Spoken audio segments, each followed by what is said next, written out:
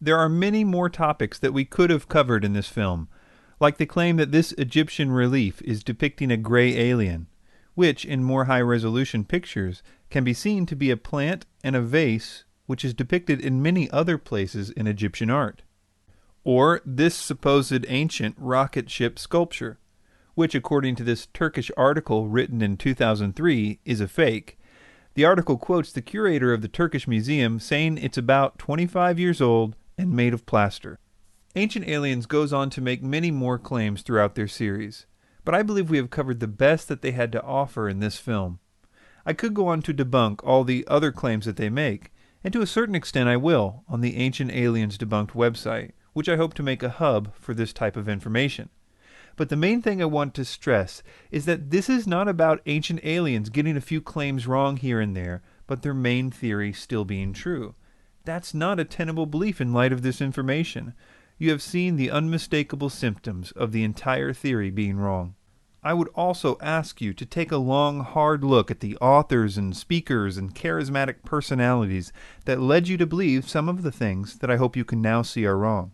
I hope that this film helps you to realize that they are not as smart as they have led us to believe, and to consider what else they may have taught you that isn't true.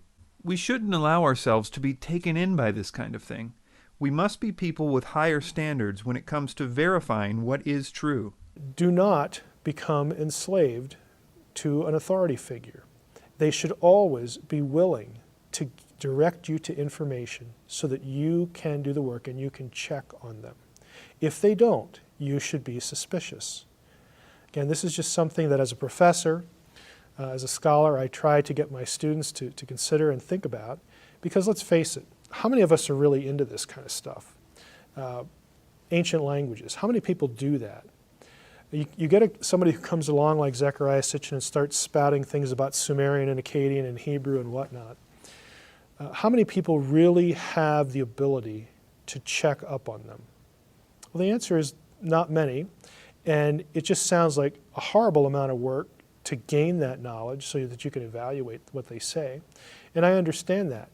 But you should not let that allow you to check your brain in at the door. You should ask that source, that person, hey, where can I look? What can I do? What can I access to try to test what you're saying? Please visit the website ancientaliensdebunked.com to see the different sections of this film, or to download it for your own personal use. Feel free to use this film in any way that you see fit, except for charging for it in any way. Thanks for your time.